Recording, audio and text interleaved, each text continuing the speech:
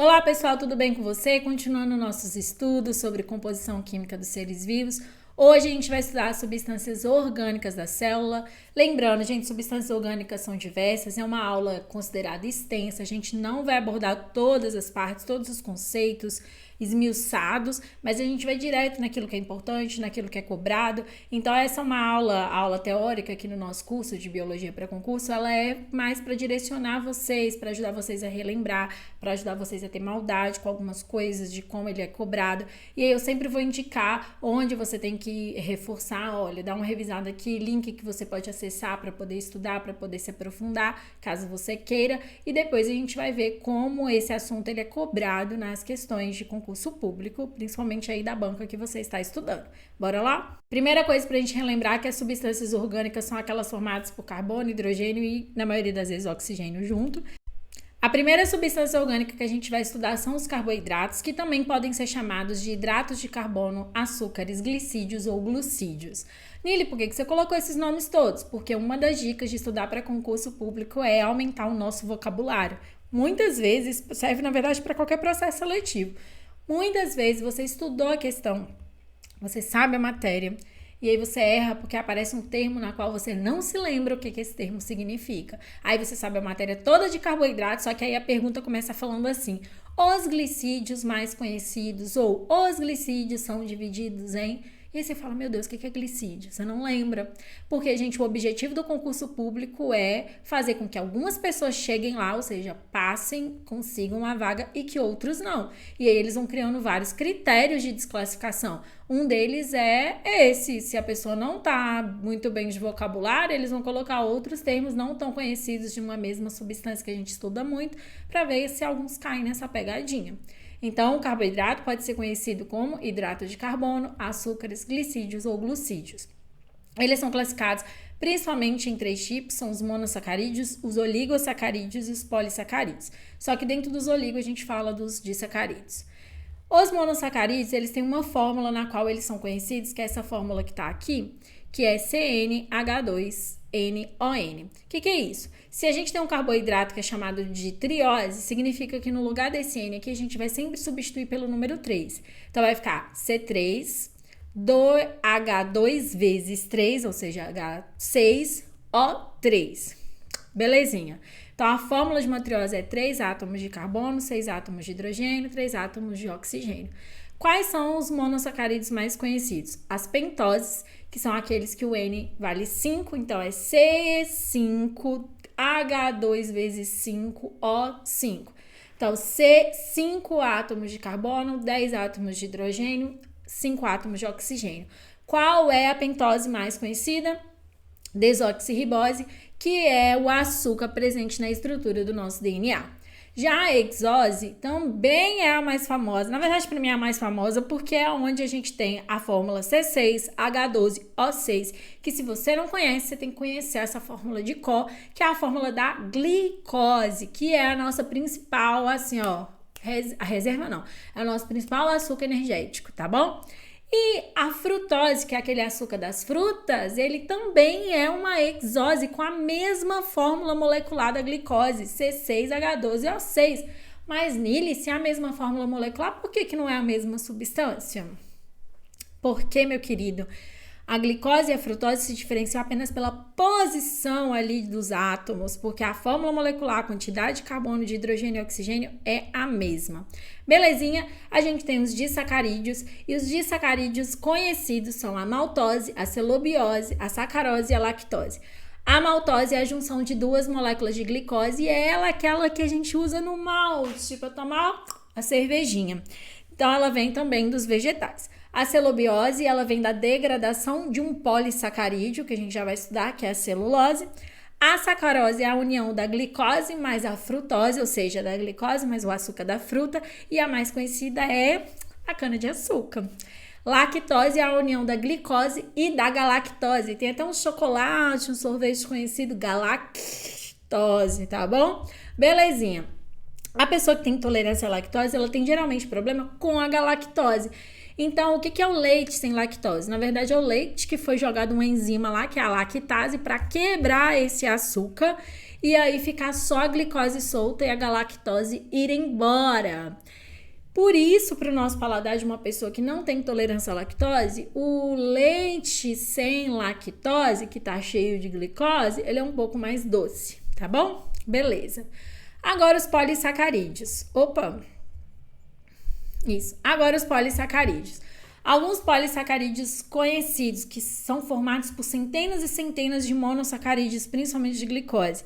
A gente tem o amido, que é a reserva energética das plantas, tá? Ele é formado a partir da ligação de centenas de glicose, é a fonte mais importante de carboidrato para o homem. Tá presente no milho, na soja, no arroz, no feijão, na batata, na mandioca, tá? E aí a gente tem duas classificações interessantes do amido, que é o amido glicêmico, que ele é aquele que é um pouquinho perigoso para nossa dieta, se você é diabético principalmente. Esse tipo de amido ele é degradado rapidamente, a glicose por enzimas do nosso sistema digestório. Já o amido considerado resistente é aquele que não é digerido no nosso intestino delgado, mas ele é fermentado no intestino grosso. Sobre esse amido resistente.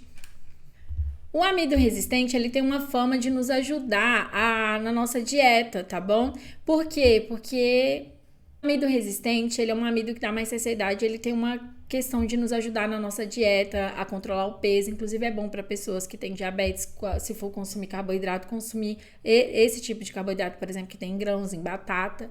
Ele ajuda também a eliminar um pouquinho da gordura nas nossas fezes, a controlar então um pouco do colesterol. Como eu já falei, ele dá maior saciedade, ajuda então na nossa saúde no geral.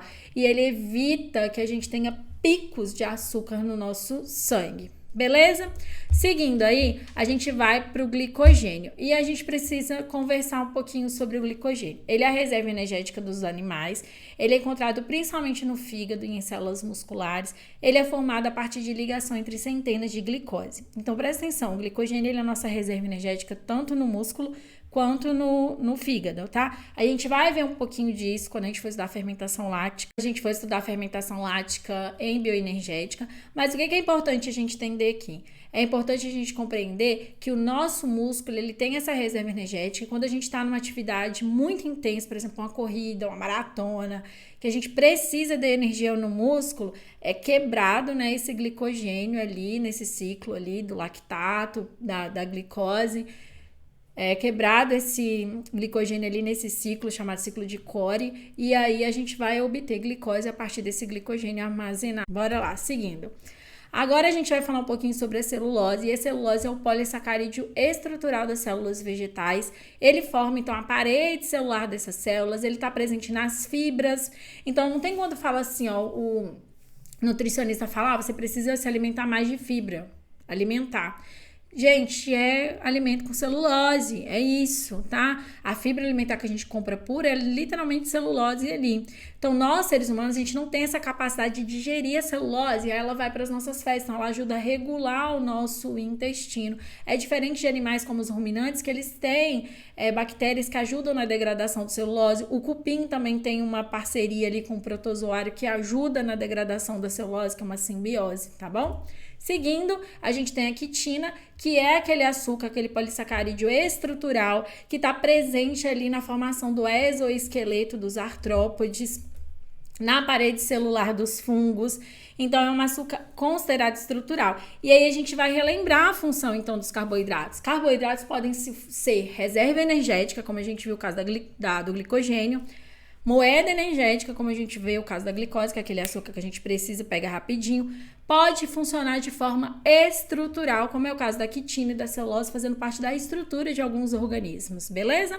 Fontes de carboidrato: batata, arroz, alguns legumes como a beterraba, pães, banana, sementes, assim, muita coisa que engorda também, mas assim, tem coisa boa também, boa e saudável e da natureza com carboidratos, então muita atenção.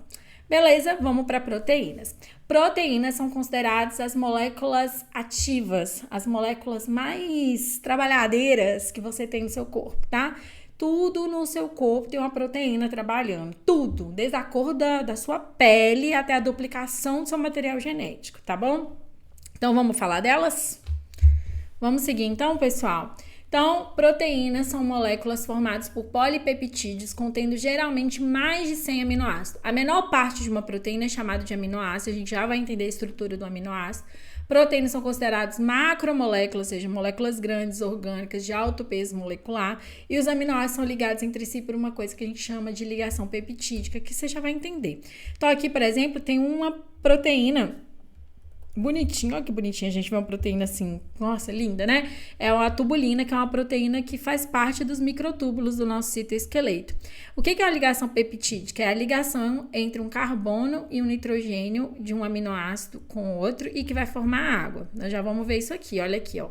Então, aqui a gente tem um aminoácido, aqui a gente tem um outro aminoácido.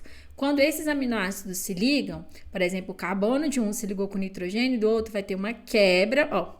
O nitrogênio de um se ligou com o carbono de outro, vai ter uma quebra aqui, vai soltar alguma coisa aqui, vai soltar o oxigênio e hidrogênio de um aminoácido e o hidrogênio de outro vai liberar água. Isso significa, pessoal, que a ligação peptídica, a ligação para formar uma proteína é uma ligação de desidratação, porque tá perdendo água. Só que não é a água que tá perdendo que vai ser prejudicial, tá bom? Nesse momento não é. Então, a ligação peptídica é a união de dois aminoácidos, onde forma água. O carbono de um e o nitrogênio do outro se unem. Beleza, mas o que é um aminoácido, Nili? O aminoácido, ele é uma estrutura formada por três partes principais. Uma molécula, né? O grupo amino, porque tem o nitrogênio aqui. O grupo carboxílico, porque termina com COOH. E o radical. O que diferencia um aminoácido de outro é o radical, tá bom? Não esqueça isso.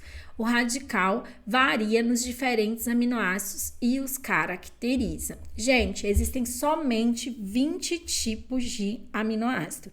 Existem somente 20 tipos de aminoácido que constituem todos os seres vivos. Só que a gente tem, centenas até milhares de proteínas. O que diferencia é a conjuntura desses aminoácidos.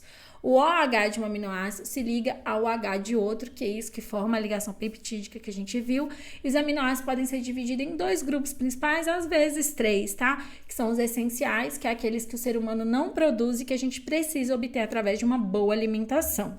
Já os aminoácidos naturais é aqueles que o nosso corpo pode produzir, eles podem ser chamados de naturais ou semi-essenciais. O nosso corpo produz alguns em micro quantidades e a gente suplementa também através da alimentação. Belezinha, gente? Aí aqui tá um exemplo de um aminoácido, que é a valina, ó. O grupo carboxílico da valina, o grupo amino da valina, o radical da valina. Interessante, né? Belezinha, gente? Proteína também pode ser classificada de acordo com o estilo dela, a formação dela, como ela se apresenta na célula. A gente tem proteínas simples, que são formadas apenas por aminoácidos, uma fileirinha de aminoácidos. É o caso de uma proteína, por exemplo, de estrutura primária. Beleza. E a gente tem proteínas conjugadas, que é formado por aminoácidos associados a outros componentes. Essas proteínas conjugadas, elas podem estar em formatos diferentes, como, por exemplo, a proteína secundária, que ela tem esse arranjo espacial.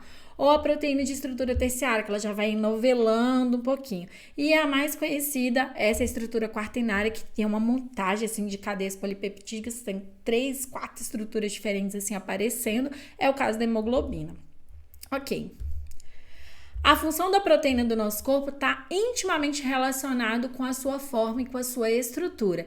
Isso é interessante, tá? Se a hemoglobina ela tem esse formato aqui, quadridimensional, significa que ela funciona bem nesse formato. Se esse formato se perder, ela não vai ter eficiência, ela não vai conseguir cumprir o seu papel. E a gente fala que a proteína que perdeu o seu formato, ela está desnaturando. Então, por exemplo, aqui o calor desnaturou essa proteína. A gente tem algumas doenças onde a proteína da pessoa nasce com esse defeito, essa má formação. É o caso da anemia falciforme, onde a proteína não tá mais funcionando bonitinha e aí, em vez do eritrócito, a hemácia, ela ter esse formato bonito aqui, ó, carregando o oxigênio e o gás carbônico, ela vai ter esse formato de foice aqui, onde a pessoa vai ter uma certa dificuldade de ter oxigenação ou até baixa de hemoglobina. Ok. Aí, gente, falando de desnaturação proteica, o que a gente tem que saber? Desnaturar nada mais é que mudar a proteína de formato. Seja por causa do calor, temperaturas elevadas, ou pela mudança de pH, ou por causa de um detergente químico e até através de um solvente orgânico ou um agente mutante, tá bom, pessoal?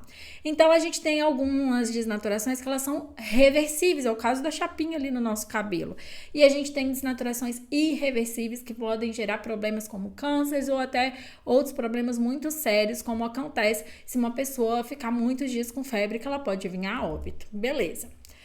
Agora, gente, sobre proteínas, a gente tem que lembrar a função de algumas proteínas consideradas as mais famosas, as mais importantes, as mais conhecidas.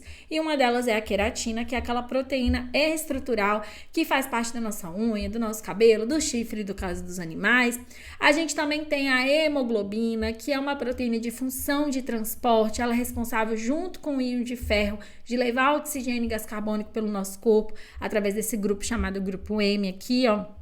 Bem legal, né, gente?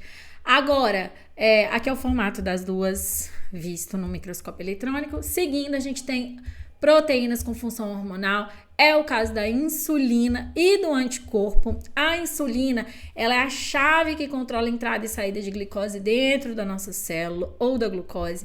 Já a função hormonal do anticorpo é atuar contra agentes invasores do nosso corpo. Então, eles se ligam impedindo esses invasores de proliferar. Beleza, gente? Então, olha mais proteína conhecida aí. A quitina e miosina, que atuam na contração muscular. Então, são duas proteínas que deslizam uma sobre a outra, permitindo que o nosso músculo se contraia. O fibrinogênio é uma proteína que atua como coagulante sanguíneo, responsável, junto com os íons de ferro, em entregar o oxigênio e gás carbônico, e impede o nosso corpo de ter hemorragia também.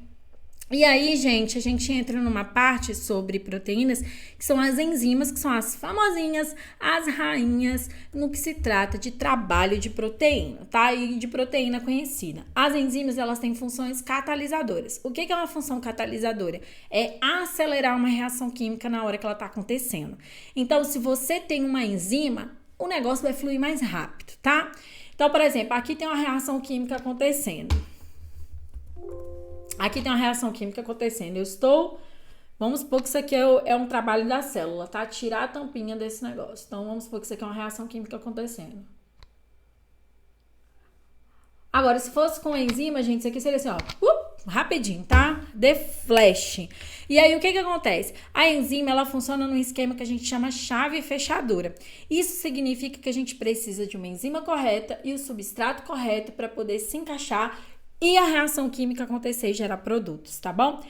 A enzima, então, funcionando nesse esquema chave fechadura, aqui, como a gente pode ver, ela se liga ao sítio ativo, o substrato entra em contato com o sítio ativo da enzima, o complexo enzima-substrato acontece e gera uma reação química liberando os seus produtos, tá bom? Então, observe esse gráfico aqui também, que ele pode aparecer na sua prova. Aqui tá a taxa de reação e aqui tá a concentração de substrato. Repara, uma reação sem enzima está representada por esse fio amarelo aqui. Devagar e baixa. Agora, olha uma reação com enzima. Rapidinha e altíssima. Beleza. Outra coisa importante para você saber. Aqui tá duas reações químicas também representadas. Esse gráfico está mostrando desse lado aqui a energia e aqui o caminho da reação. Olha uma reação sem a enzima. Olha o tanto de energia que vai gastar. A linha preta aqui, ó. Nossa, gastou muita energia para fazer isso aqui. Agora, olha uma reação química com enzima, gente. Rapidinho, ó. Sem gastar energia da mesma forma, tá? Gasta energia, mas bem pouco. Isso é importante para a sua prova. A enzima, ela diminui a energia de ativação de uma reação química. A enzima diminui a energia de ativação de uma reação química. Outra coisa, enzimas são altamente específicas, chave fechadura. Enzimas não se desgastam durante a reação, não são consumidas durante a reação, dificilmente são desnaturadas, quase nunca ou não são desnaturadas, diminuem a energia gasta naquela reação, então diminuem a energia de ativação e aumentam a velocidade de uma reação química de acontecer. Aqui, pessoal, falando de proteínas no geral, são gráficos importantes para vocês relembrarem também. Olha só, aqui tem um gráfico mostrando que a enzima ela funciona num pH ideal. Então, por exemplo, você tem a enzima lá na sua boca que quebra um carboidrato, tá? E aí você tem uma enzima lá no seu estômago que quebra proteínas. O pH do seu estômago é diferente do pH da sua boca. Então, a enzima que funciona otimamente aqui no seu estômago seria a pepsina, tá? Isso significa que ela não ia funcionar com a mesma eficácia na sua boca, que o pH é diferente, beleza? Vamos seguindo aqui. Aqui mostra no gráfico embaixo que a enzima ela também pode funcionar de acordo com a concentração de substratos que tem para ela se conectar. Olha só, substrato. Até certo limite, até certa quantidade de substrato, ela vai crescendo. Chega uma hora, gente, que não adianta ter muito substrato. Acabou, tá? Não tem para quê, não tem aonde se ligar. Então, ela vai estabilizar. Já aqui mostra a questão da temperatura. A temperatura do nosso corpo é em torno de 36,5... 36,5, 37. Se o nosso corpo começar a ter muito resfriamento, entrar num quadro de hipotermia, as proteínas do nosso corpo não vão funcionar da mesma maneira e podendo até parar. Agora, se a gente começar a ter febre demais, as proteínas do nosso corpo também não vão funcionar da mesma maneira ou até parar. Então, aqui a gente tem um nível de temperatura ideal do nosso corpo de funcionar. Então, esse gráfico ele é importante para a gente entender como que as proteínas elas trabalham. Outro assunto que pode aparecer no seu concurso público é essa questão de inibidores enzimáticos. O que é isso, gente? São moléculas que ao invés de deixar a enzima se conectar no seu substrato e fazer acontecer a reação química, ela vai impedir a enzima de se ligar no substrato. Ela vai funcionar como um substrato. Olha o meu esquema aqui.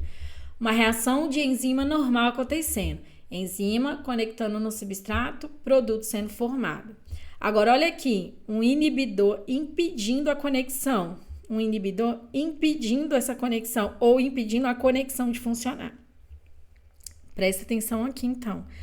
Inibidores enzimáticos são moléculas que vão impedir a atividade de uma enzima. Elas podem ser reversíveis, significando que a molécula não vai se prender à enzima de forma permanente. Por exemplo, a gente tem um medicamento que chama Tipranivir, que ele bloqueia a atividade de uma enzima viral que ajuda o vírus a criar cópia de si mesmo. Então, ele vai bloquear por um tempo ali. E existem dois tipos de inibidores enzimáticos. Os competitivos, quando ele encaixa no lugar do substrato, e o não competitivo, que ele até deixa a enzima conectar no substrato, mas ele não vai deixar sair, ele não vai deixar a reação progredir, não vai deixar os produtos serem formados. Alguns inibidores enzimáticos são irreversíveis, eles não deixam a enzima voltar a funcionar. É o que acontece quando a gente joga veneno nos insetos. Por que o inseto morre envenenado? Porque o nosso veneno está impedindo as enzimas daquele inseto de funcionar. Por exemplo, dele captar oxigênio. E ele vai morrer, tá? Irreversível. Fontes de proteína, a gente tem fontes animal e vegetal, é o caso das carnes, dos grãos, como soja, por exemplo, também do leite, do ovo, então, bem tranquilinho da gente lembrar. Falando agora sobre lipídios, os lipídios também são macromoléculas, eles são chamados de lipídios porque eles são insolúveis em águas, mas são solúveis em outros solventes orgânicos de origem apolar, tá? Lembrando que a água é uma molécula polar. Onde a gente encontra, ou qual a importância do lipídio pra gente? Ele faz parte da membrana das nossas células, já que a nossa célula é formada por um lipídio, que é o fosfolipídio, forma algumas vitaminas e hormônios, como a vitamina D, o hormônio testosterona, progesterona, atua como reserva energética nas células chamadas de adipócitos, que é a nossa célula especializada no armazenamento de lipídios, funciona como isolante térmico, deixando o nosso corpo quentinho e permeabilizando partes do nosso corpo, como a cera faz nas folhas e em nós também. Ajuda, a proteger a gente com impactos, a sentir menos os impactos, choques mecânicos. Beleza. Os lipídios são classificados em alguns tipos. O primeiro que a gente vai ver aqui são os glicerídeos, que é a união do glicerol mais o ácido graxo, tá? O que é um glicerol? Um tipo de álcool. O álcool é chamado de álcool porque tem a presença de um grupo chamado OH, presença de hidrogênio e oxigênio. O monoglicerídeo tem um glicerol mais um ácido gráfico, que é essa molécula que possui longas cadeias carbônicas, terminando com COOH. A gente tem os triglicerídeos, que são os mais conhecidos e são os mais perigosos para a nossa saúde também. Os triglicerídeos têm relação direta, gente, com obesidade, com diabetes, já que o acúmulo de carboidrato pode virar gordura, tá? E a gente tem muitos alimentos ricos em triglicerídeos, principalmente aqueles industrializados, tá bom? Por isso é importante a gente cuidar da nossa saúde, porque ele aumenta também o risco de ter infarto. Seguindo, os glicerídeos, eles são divididos em dois grupos principais, o grupo dos óleos e o grupo das gorduras. Os óleos são formados por ácidos graxos insaturados, que é esses assim, ó, tá bom? Que tem ligações duplas. E as gorduras são de ácidos graxos saturados, que não têm a ligação dupla. Por isso, eles são considerados um pouco melhor pra gente, tá, pessoal? Óleo, geralmente eles são líquidos em temperatura ambiente e não ocorre um empacotamento entre as longas cadeias carbônicas. Já as gorduras geralmente são sólidas em temperatura ambiente, como o bacon, a manteiga, tá? E ocorre um empacotamento entre as longas cadeias carbônicas. Quais são as funções dos glicerídeos? Reserva energética, a gente pode ter essa reserva também em sementes, como é o caso da soja, e no nosso corpo, no tecido adiposo. Ceras. Ceras é um grupo de lipídios formado por uma molécula de álcool diferente do glicerol unida a uma ou mais moléculas de ácido gráfico. Qual é a propriedade da cera? Ceras são sólidas a temperatura ambiente, são insolúveis na água e o ponto de fusão delas é um pouco mais alto do que dos glicerídeos. Qual é a função? Ser úmem no nosso ouvido, proteger contra a entrada de agentes estranhos. Tem até uns vídeos estranhos no YouTube onde mostra a pessoa tirando até inseto de dentro do ouvido, que foi morto e protegido, né, por causa da cera. Também reveste folhas, impedindo o excesso de evaporação da água. Nas aves, é produzido numa glândula do bico para manter as penas impermeáveis à água. Muito interessante, né? Os esteroides são super conhecidos, porque a gente tem como principal ali o colesterol. São formados por átomos de carbono ligados entre si, formando 4 anéis. O colesterol mais conhecido, ele faz parte da nossa membrana plasmática, ajudando a nossa membrana plasmática a funcionar bonitinho. Os hormônios sexuais como testosterona, progesterona e estrogênio, que dá as características femininas e masculinas, participam do nosso ciclo. Eles são lipídios esteroides. Os hormônios das glândulas suprarrenais, como cortisol, aldosterona. A aldosterona faz parte do nosso ciclo ali da urina. E o cortisol é considerado o hormônio do estresse, que nos ajuda, inclusive, a acordar, a levantar, a ter atitude na vida. Só que ele em excesso, ele é problemático também. Repetindo sobre o colesterol aqui, gente, como eu falei que ele faz parte da membrana plasmática, vamos lembrar que a célula vegetal ela não possui colesterol na membrana plasmática, nem a célula procarioto, só a célula animal. Ainda sobre colesterol, quero que você bate um print aqui, eu vou dar uma lidinha rapidinho para vocês verem. Ele é produzido na nossa bile, que é essa glândulazinha que está aqui anexada ao fígado. Ele é precursor da vitamina D, isso é uma informação importante, lembrando que vitamina D evita doenças como raquitismo, osteoporose. Ele é precursor dos nossos hormônios sexuais, precursor, ou seja, ele vem antes dos hormônios também das suprarrenais. Obtenção do colesterol, a gente obtém quando o nosso fígado produz sozinho, quando a gente absorve com alimentos no intestino, através da nossa alimentação, tá? O colesterol é transportado pelo sangue na forma de LDL, que é uma lipoproteína de baixa densidade. Em excesso, o LDL se oxida e passa a se depositar na parede dos vasos sanguíneos, ocasionando uma doença chamada aterosclerose. Então, é importante a gente entender isso aqui, porque o pessoal gosta de falar que o colesterol é vilão, mas a gente entendeu que o colesterol ele faz parte de várias funções importantes no nosso corpo. A questão é que o colesterol em excesso, vindo da alimentação, ele pode se acumular nas paredes das nossas artérias, formar uma placa de gordura chamada aterosclerose e que pode gerar várias doenças, inclusive infarto, tá bom? Agora vamos falar dos fosfolipídios bem rapidinho, que a gente já estudou eles, ou aliás, a gente vai estudar eles na hora que a gente falar sobre membrana plasmática, mas os fosfolipídios é é a unidade ali que faz parte da nossa membrana plasmática, que é a estrutura da nossa membrana plasmática. Ele tem essa cabecinha polar aqui, onde tem um grupo chamado de colina, que deixa ele mais positivo, ele é unido pelo fosfato, e ele tem uma cauda insaturada, que é rica, então, em ácido graxo, que funciona como forma de ter repulsão pela água. Já a cabecinha do fosfolipídio tem afinidade com a água, e aí por isso que o fosfolipídio é chamado de molécula... Por isso o fosfolipídio ele tem duas polaridades, né? Ele tem a cabeça dele, que por causa da colina é positiva e tem afinidade com a água, é polar, tem uma parte positiva e uma parte negativa, e tem a cauda, que não tem afinidade com a água, é insolúvel na água, mas é solúvel aos lipídios, e isso que faz a estrutura da membrana plasmática ser assim, dividindo o meio interno da célula do meio externo da célula, tá bom? Beleza, mas a gente vai estudar isso quando a gente for falar sobre membrana plasmática. Seguindo, pessoal, a gente tem um outro grupo de lipídios, que são os carotenoides, que são os lipídios de cor avermelhada, laranja. A gente tem um outro grupo de lipídios, que são os carotenoides, que são aqueles de pigmento de cor vermelha, alaranjada, amarelada, presente nas células de todas as plantas, principalmente dos vegetais. Desempenham importante papel na captação de energia luminosa no processo de fotossíntese.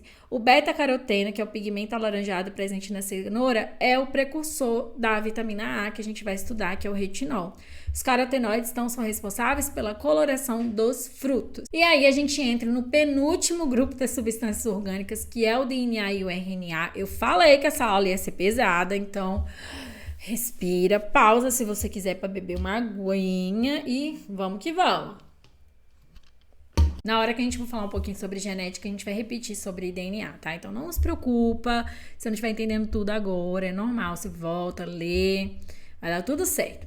Então o DNA ele é formado pela menor parte dele, nucleotídeo. O nucleotídeo é formado por 3 componentes, que é o fosfato, que é unido pelo fósforo aqui, um açúcar, que é chamado de pentose, e a base nitrogenada, que podem ser de 4 tipos. As púricas, que são a adenina e a guanina, tendo 2 anéis em sua estrutura, e as pirimídicas, que tem um anel em sua estrutura, que é a citosina e a timina. Belezinha. Então, o DNA ele é formado por nucleotídeos, e o nucleotídeo tem essa estrutura aqui, sendo as bases nitrogenadas adenina, guanina, citosina e timina. A ligação entre essas bases funciona uma púrica com uma pirimídica. Então, uma adenina se liga com a timina, uma guanina se liga com a citosina, e é sempre essa. Já o RNA, que é uma outra molécula que a gente vai estudar, não tem timina, e no lugar da timina ele tem uma molécula chamada uracila. Vamos entender então essas ligações do DNA.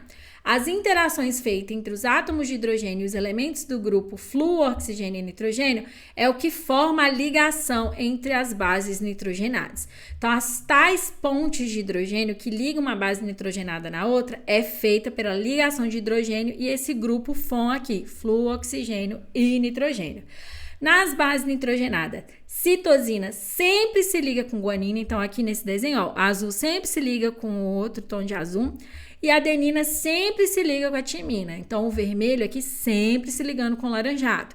Então, a adenina sempre se liga com a timina. Então, gente, isso é uma regra. Eu vou mostrar um modelo didático de DNA rapidinho para vocês aqui, ajudar a fixar. Esse daqui é um modelo de DNA que eu comentei.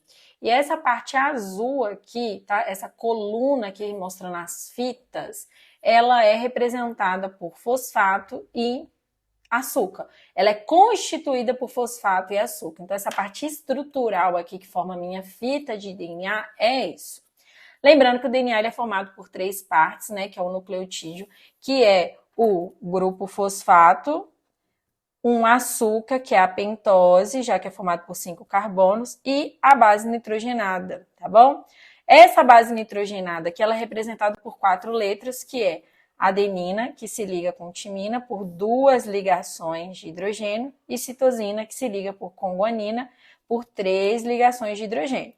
Então, ó, vamos pôr aqui, presta atenção nas cores do meu modelo. O amarelo está sempre se ligando com o verde, o vermelho está sempre se ligando com o azul, sempre.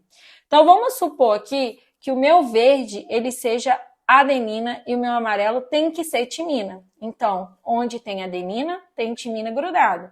Onde tem adenina, tem timina grudada. Vamos supor que o meu vermelho seja citosina e o azul seja guanina. Onde tem citosina, tem guanina grudado. Onde tem citosina, tem guanina grudado. É sempre esta regra. Outra coisa que eu quero falar para vocês, volta aqui para o papel. Se uma molécula de DNA, ela tem, vamos supor, 2.000 adenina, então ela tem 2.000 adenina. Se a adenina se liga com timina, ela também vai ter 2.000 timina. Isso é uma regra, tá, gente? Se uma molécula de DNA, ela tem 6.000 guaninas, é uma regra de que ela vai ter 6.000 guaninas. Se ela tem 6.000 citosina, ela vai ter 6.000 guaninas. Isso é uma regra. Então, é proporcional. Se o verde sempre se liga com o amarelo, se a adenina sempre se liga com timina, se o vermelho sempre se liga com azul, se a guanina sempre se liga com citosina, a mesma quantidade que eu tenho de guanina, eu tenho que ter de citosina. A mesma quantidade que eu tenho de adenina, eu tenho que ter de timina. Tá bom, pessoal? É isso. Vamos continuar. A adenina sempre liga com timina, no caso do RNA, a uracila, e citosina sempre com guanina, através de 3 pontes de hidrogênio, enquanto adenina e timina através de 2 pontes de hidrogênio. Existe essa fórmula de Chargaff aqui, que a gente consegue estudar a porcentagem das bases de acordo com a informação de uma questão. Então, adenina sobre timina é igual a citosina sobre guanina, que tem que dar 1 ou 100%, tá? A gente vai ver isso se aparecer em algum exercício para nós. Seguindo aqui, esse é o DNA, que eu apresentei um modelo para vocês aqui também, chamado de ácido desoxirribonucleico. Ele contém informações hereditárias das células, passadas de pais para filhos. O açúcar é a desoxirribose. As bases nitrogenadas são adenina e citosina, guanina e timina, sendo que adenina sempre liga com timina, citosina sempre liga com guanina. Qual que é a função do DNA, gente? A função do DNA é guardar, garantir as nossas informações hereditárias. Então, ele tem 2 fitas, 4 bases nitrogenadas, sendo que uma delas é a timina, o açúcar dele é a desoxirribose e ele guarda as nossas informações hereditárias. Ele que garante essas informações hereditárias, ele que passa a informação em diante. Já o RNA, ele parece o DNA, só que ele não tem dupla fita, ele só tem uma única fita, ele não tem timina, ele tem a uracila no lugar da timina, e aí eu quero que você entenda, tá?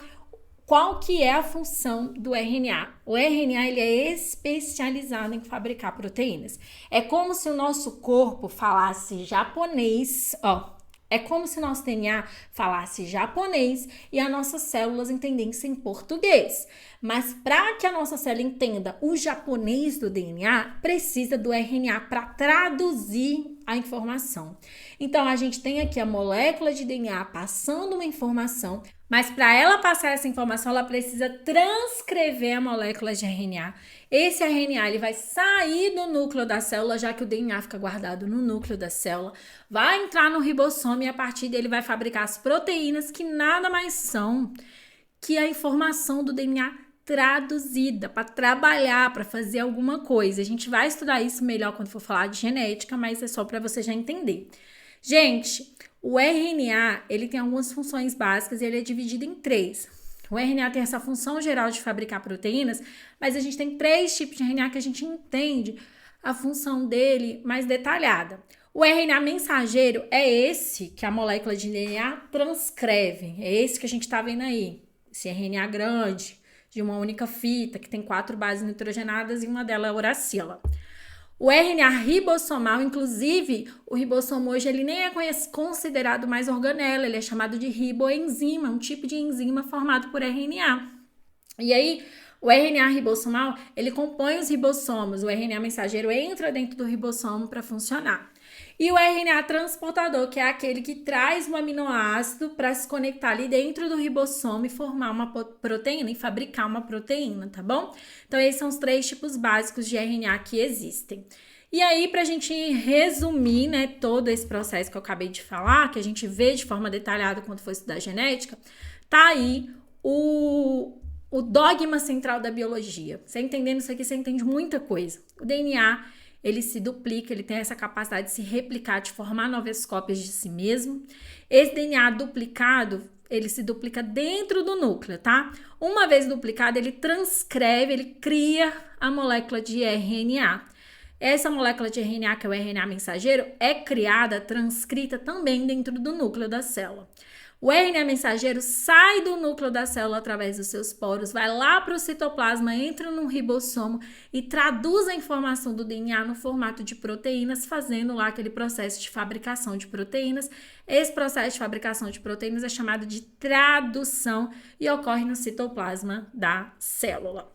Então, o DNA fez outro dele, duplicou. O DNA fabricou o RNA, transcreveu. O RNA produziu uma proteína, traduziu. Agora a gente vai ver um pouquinho sobre as vitaminas para finalmente a gente encerrar essa aula de composição química da parte de substâncias orgânicas.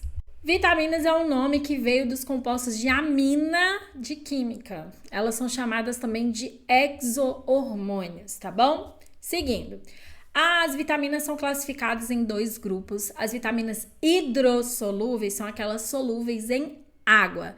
Já as vitaminas lipossolúveis são aquelas solúveis em óleo. As vitaminas hidrossolúveis são as do grupo B e as vitaminas hidrossolúveis são as do grupo B e C. E as lipossolúveis, para você relembrar, lembra da palavra queda. Então, K-E-D-A, queda com K, tá? São as vitaminas do grupo. As vitaminas K, as vitaminas E, D e A são solúveis em óleo. Isso é interessante, porque até na hora da gente se alimentar, a gente entende onde vai estar sendo absorvido a vitamina, né? Se na hora que a gente come alimentos com óleo, a gente consegue, por exemplo, suplementar melhor a vitamina K, E, D e A ali. Vamos lá. O excesso dessas vitaminas sai na urina. E as lipossolúveis têm relação com o nosso horário suplementar, já que eu acabei de falar que é melhor, por exemplo, você tomar uma vitamina, você vai suplementar porque o seu médico pediu, K, E, D ou A, quando você vai se alimentar de alguma fonte ali de gordura também. É interessante. Vitamina A, ela é chamada, o nome dela é conhecido como retinol. Outra dica de vocabulário aí, retinol. Significa que se aparecer na sua prova uma vitamina chamada retinol, é a vitamina A, tá? Beleza. Ela é derivada do beta-caroteno, que a gente acabou de estudar, os carotenoides. Ela tem como função o crescimento normal do corpo, o bom funcionamento da nossa retina, do nosso olho, a síntese de melanina. E algumas fontes da vitamina A é o fígado, manteiga, gema de ovo, cenoura, mamão, manga, espinafre, batata doce. A carência da vitamina A pode causar a despigmentação da pele, a tal da cegueira noturna e o negócio chamado xeroftalmia, que é nada mais é que o olho seco, tá bom? Fontes de cenoura, ovo, cegueira noturna, aquela dificuldade de chegar à noite, esse ressecamento da pele é interessante aqui, e problemas relacionados à visão, como a gente falou. Beleza.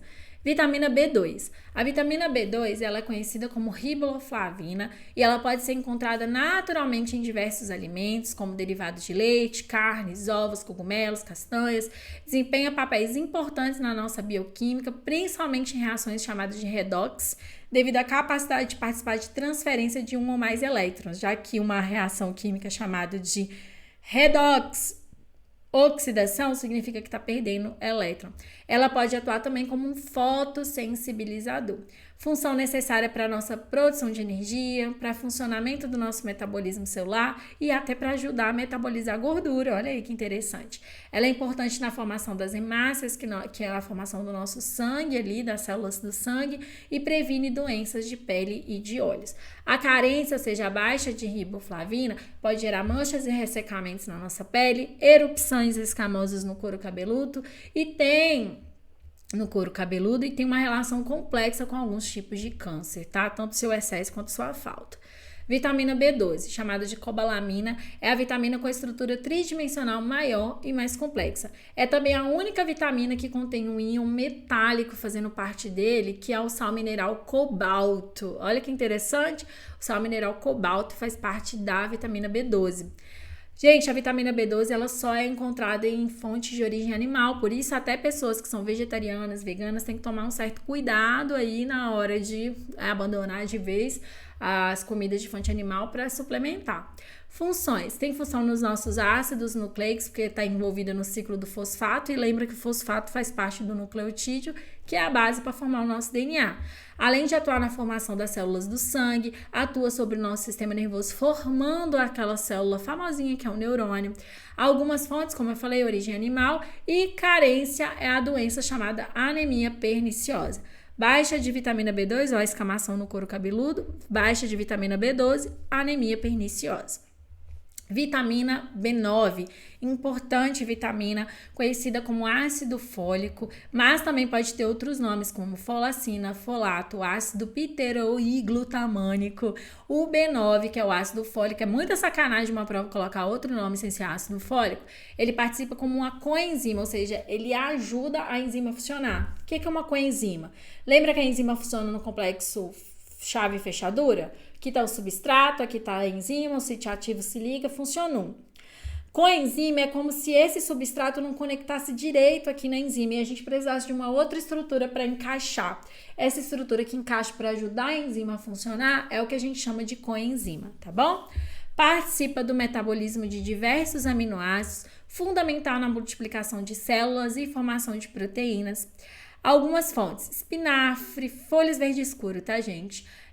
Feijão branco, fígado e ovo. Carência aumenta o risco de câncer, de doenças autoimunes, distúrbios digestivos, problemas na memória. A deficiência de ácido fólico na gestação está até associada a malformações do embrião, no fechamento do tubo neural, então está relacionado com a anencefalia e com a doença que chama espinha bífida, que eu vou mostrar mais ou menos para vocês aqui. Então, ó, essa aqui é a nossa placa neural que é formada na hora que a gente está desenvolvendo ali, o embrião está desenvolvendo. Esse tubo neural dá origem à nossa medula, nosso sistema nervoso, tá? Então, a falta de ácido fólico pode gerar esse tipo de doença aqui, como a espinha bífida, anencefalia, tá bom? Muito sério isso. Ácido ascórbico. O ácido ascórbico é a nossa famosa vitamina C, que se comporta como ácido quimicamente, ou seja, liberação de prótons de hidrogênio.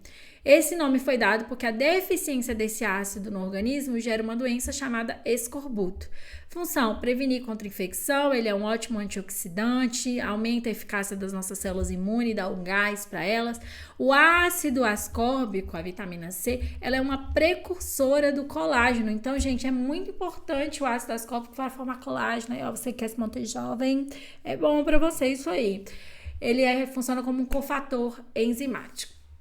Algumas fontes, frutas cítricas são as principais, mas tem outras, tá bom? Carência. O escorbuto, que é aquela doença que era chamada de doença dos marinheiros, que a gengiva sangra, fica fraca, aumenta o risco de infecções, além de uma fadiga, um cansaço. Fraqueza, irritabilidade, tendência a infecções são algumas das coisas que acontecem como consequência à falta de vitamina C. Olha o escorbuto aí. Beleza. Vitamina D, também chamada de calciferol, e o nome dela como calciferol é conhecido porque ela tem relação com cálcio, tá? Em regular o equilíbrio de cálcio no nosso corpo. Então, ele vai fazer parte da formação nossa óssea, da reabsorção óssea, ajudar na contração muscular, tá? Nos impulsos nervosos, ajuda a maturar, ou seja, a vitamina D ajuda a maturar os nossos linfócitos, a amadurecer a nossa célula de defesa. Algumas fontes de precursora da vitamina D, ou seja, que vai ajudar o seu corpo a fabricar a vitamina D e a converter essa vitamina no seu corpo.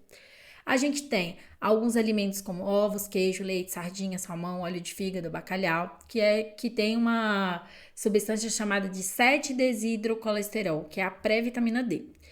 A radiação do sol ajuda a gente a pegar essa substância que a gente absorveu e converter a vitamina D3 no fígado em calcidiol, que é o que a gente precisa, e no rim em calcitriol, tá bom? Então, a gente precisa da luz solar para fazer essa conversão da vitamina D no nosso corpo. Tem até a suplementação de vitamina D, que nada mais é que a vitamina D3, tá? Que já é a pré-vitamina ali bonitinha pra gente. O que acontece se faltar a vitamina D? Fraqueza, tendência à depressão, olha que interessante isso, além de doenças muito conhecidas como raquitismo, osteoporose, osteomalacia, aumento dos sintomas da artrite. Aqui é um típico caso, gente, de raquitismo ou de osteoporose, tá? Onde o osso ele vai perdendo ali a estrutura dele, vai ficando mais poroso, mais quebradiço, com tendência a quebrar e ficar permanentemente deformado. Tocoferol é a vitamina E e é composto por 8 isômeros lipossolúveis. É um lipídio, tá, gente? Ele ajuda a proteger as nossas células do estresse oxidativo e a apoiar a saúde humana. Ele previne doenças crônicas, fortalece o sistema imune e diminui o risco de processos degenerativos relacionados ao nosso envelhecimento. Algumas fontes: espinafre, castanhas e óleos vegetais. Carência, anemia por envelhecimento celular precoce. Olha que interessante, gente. Fraqueza muscular, perda de massa muscular, distúrbios de marcha, ou seja, não conseguir andar direito, problema na visão e outras doenças neurológicas, além de baixa de vitamina E, aumentar o risco de aborto e até fragilidade capilar. Gente, aí ó, falta de vitamina, questão da esterilidade, fraqueza. Filoquinona é o nome da vitamina K, nome interessante, ó. Quem sabe você não homenageia um cachorro como filoquinona. Desempenha um papel importante na coagulação do nosso sangue, evitando sangramentos excessivos, ou seja, cicatrização. É encontrado em abacate, em folhas verdes escuras, no kiwi, em algumas castanhas. Carência, problema de cicatrização, né? E problema na absorção intestinal. Belezinha, gente? Acredito que a gente falou tudo que é importante para estudar para essa prova relacionada à composição química orgânica dos seres vivos. Como eu falei, é uma aula densa, comprida. Revise, leia o material complementar e bora para as questões.